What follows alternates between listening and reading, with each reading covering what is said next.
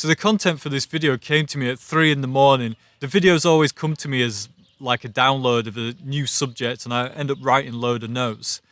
But I want to read this end part to you because it kind of summarizes it all up nicely. The governments are doing their best to break everyone mentally and take away your ability to earn any money. So now is the time to adapt, but not in the way the government ads are suggesting, but to find new ways to perform, new venues and new audiences. Now, more than ever, the public need artists to stand up and start creating pieces that can give comfort, hope, positivity, or question the government. That's what artists have always done through all the art forms. Don't let them silence you. Just find a new way to get your art and your voice heard. And one of the things that triggered this video was this ad that was run by the UK government. Fatima's next job could be in cyber. And there was loads of uproar about this ad. And we'll go into a little bit about that. It kind of triggered the idea for this thing, but we'll go off on a tangent with why it's good to become independent and learn to adapt. So in this video, we're going to talk about, even though times are uncertain with how we can make money and the whole economy as a whole, there are also opportunities out there, but you need to be looking for the opportunities, become independent and adapt quickly to take advantage of those opportunities.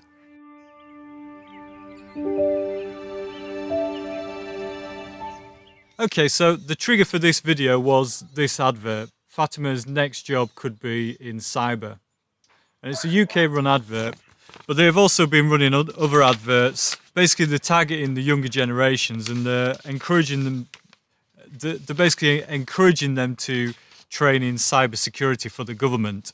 That's what the ad is. But it caused a lot of outrage because of the times at the moment. All the venues are closed down, no one can perform, the whole industry is at a standstill, no one's earning any money, and arts is very important. And because there's so much outrage about this advert, the government actually withdrew this ad. What was quite ironic about this ad is that most people in the arts have a second income anyway, because unless you're at the absolute top professional level, you have to supplement it with other income streams. So most people in the arts adapt. They'll have other ways of making money. The reason I ended up going into the internet, into online business, was because I wanted to write music for film and TV. But I couldn't earn enough money doing that because most people were paying really low wages. So when I was doing that, the range that I earned for the year was between £4,000 and £6,000 a year, just from the arts side.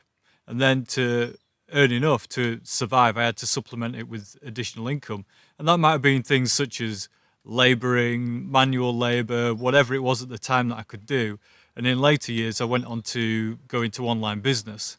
And the online business took over after a while. This ad got me thinking, and also another article that has just been released. This is on Bloomberg, and it says robots encroach on up to 800 million jobs around the world. As well as what's going on in the world at the moment with many businesses closing, people losing jobs, as well as that, new technology is coming in where current jobs will no longer be available.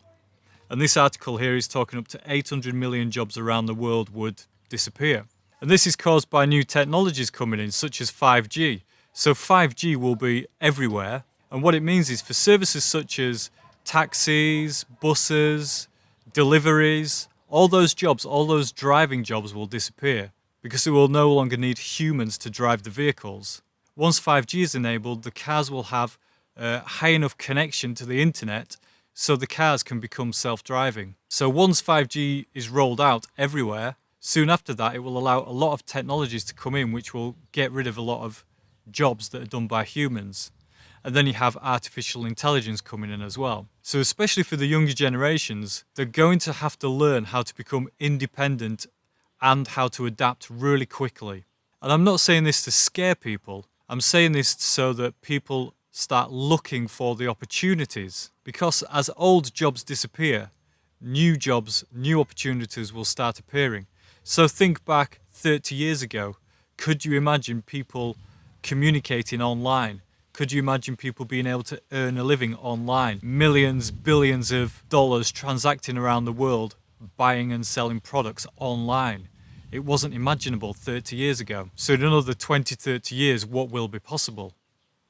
So then when I saw this ad, it actually got me thinking. And I started thinking, hang on a minute, maybe now is actually the time for completely changing everything and looking at the opportunities there. And in particular online.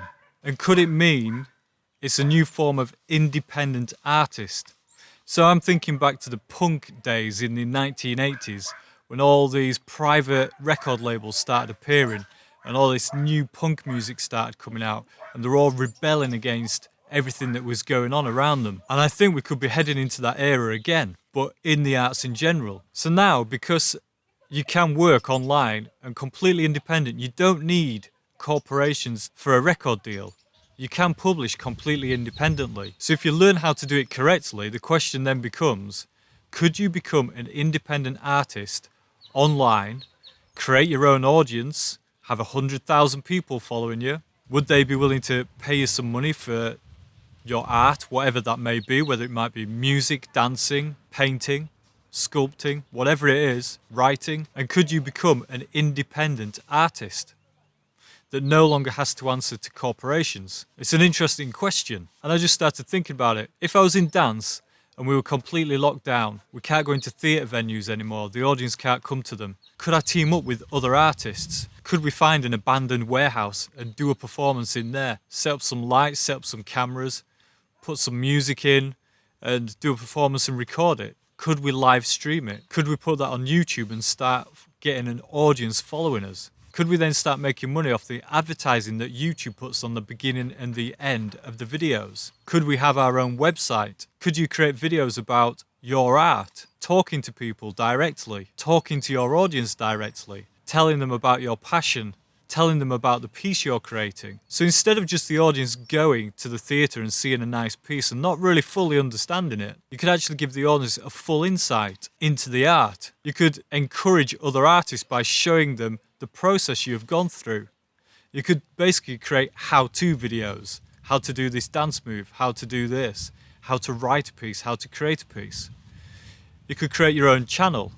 You could start releasing these every 2-3 days. So an audience comes in that's generally interested in learning about the arts and learning about creativity. And then you have the piece that you create and that people would be willing to pay for. So you could use YouTube as a lead generator in a way to create your audience.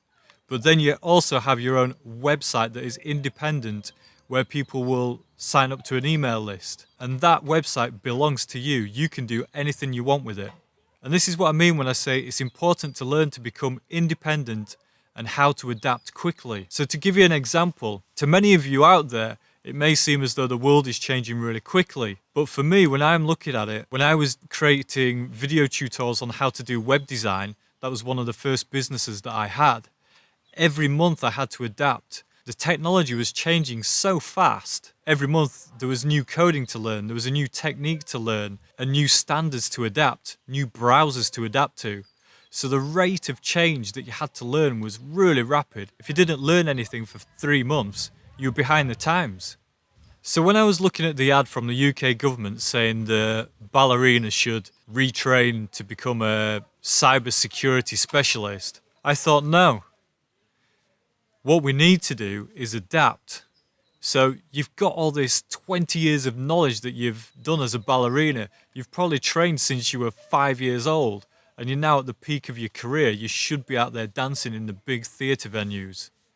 But what you need to do now is, the world is changing, so you need to just adapt. Take those skills that you've already got, but learn some additional skills to complement it, so you can take your art to a new place. Take it to new platforms. Take it to a new audience. Take it to a worldwide audience where the audience can engage with you directly and they want to give you money to support you so that you can continue developing your arts.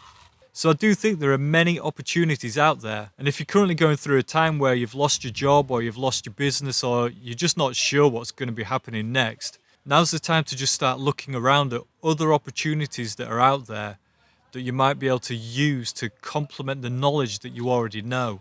Could you create videos on YouTube? What do you already know?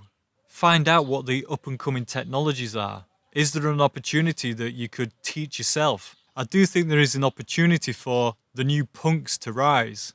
Just punk, independent, adaptable people that are no longer relying on the governments, that can go and do their own thing. You just kind of need to take a step back, look at what technologies are there, and creative ways to pull it all together. So another example, for instance, if you were in the arts and you're going to do a live performance, how do you build up your audience? Well, if you've got any contacts in, say, theatre venues where you've already performed, you could contact them and say, can I email your list of customers and tell them about my live performance online? You might have to pay the venue a small fee for renting their email list, or they may give you it for free if you've got a good relationship with them. There might be many opportunities for collaborating with already established businesses. You might be able to use a theatre venue that's empty and do a performance in there, record it and broadcast it online. You may have to pay a fee to the theatre venue, but if the audience pays you directly online, you are the one creating your own independent income. And the income you're generating can then go to support other people in your local areas, such as theatre venues, equipment hire, the whole range of businesses that are involved. So it's quite an interesting thought, really, that I just thought I'd put out as it might trigger some ideas in some people. And it also made me realise that 20 years ago, when people were just starting to go online, they were a lot more creative and they would just keep trying new things because everything was brand new then. There were no established platforms. Google wasn't as big as it was. There were several search engines. YouTube had only just launched, and Facebook. So rather than everyone go to YouTube to set up a YouTube account, everyone had their own independent websites. And that's how I created my own business. It was my own independent website. I didn't have anything on YouTube or any of the platforms. All of my customers every month would come and ask us questions directly in that website. So we had a really busy website that generated word of mouth.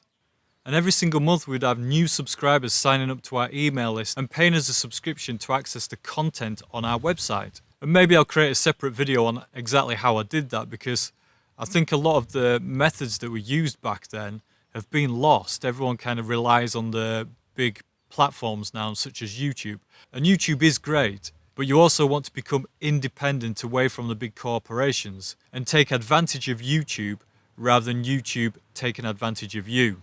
You could become really creative at the pieces that you create. If it's you as an independent artist and you're not receiving, for instance, funding that's to a specific brief, you can do whatever you want. You don't have to follow the rules now that the money has forced you to follow. So you could also collaborate with other artists. So if there is a group of dancers, for instance, even if you're in lockdown, each of you could record a video of you performing certain moves, all in different locations. And with some really good video editing, you could put that all together and create a piece from it. And then you could live stream that edited video from a server to your audience. So personally, right now, I think now is the time to stand up and start trying new things. Start questioning everything. Create some art or find a different way to adapt how you earn your money and just become really independent and just keep adapting to the new technologies that are coming up. Another example could be if you're a painter creating works of art. You could video record yourself creating the art, record it as a time lapse, upload those videos and some how-to videos, how you create these kind of paintings, build an audience from that, build your own website, your own email list, and then when you've got a work of art available, you've then got an audience to sell your art to. But even though I'm talking about making money, something shouldn't be lost here, and that's the actual art, the passion. How is it serving your audience? How does it help the audience? What are you communicating? I always think those are good questions to ask. So through this video, I've given examples in the arts because I was influenced by that advert from the UK government, but it equally applies to everyone, is to look at the knowledge that you've got, how can you adapt it, and how can you look at any new technologies that are coming in? Is there a way you can become independent and earn your own living? So I think it's good to learn to become independent from the government, from big corporations, learn how to earn your own living. But then at the same time, we all need to come together, communicate, help each other. And again, it's the ideal opportunity where you can ask for help from other people that might have experience in something you're trying to learn. Or you might be able to collaborate with other people and launch a new project. So I just thought this would be an interesting video to record that may trigger some thoughts of your own. And instead of us getting angry about what the government are telling us to do to retrain for something that we don't want to do, perhaps we can stand up, say no, and we're going to do it this way. We're going to become independent. We're going to find our own path. I think it's really important to do. And if you're thinking right now, I don't know how to be independent and what technologies are coming up, I can't do any of this. Well, just try Googling around and start looking around. What's happening in the scene that you know? Is there something happening, something new happening? And if you've got concerns about, I don't have any money to get started, my very first online business, I only had £200. So I managed to get started from zero. So you can get started online from zero. You just kind of need to look around and see what's possible. Okay, so that's the end of this video. I hope you found it useful. I'd love to read any comments that you have on this subject. Please like and share the video and subscribe to the channel, and I'll see you again soon.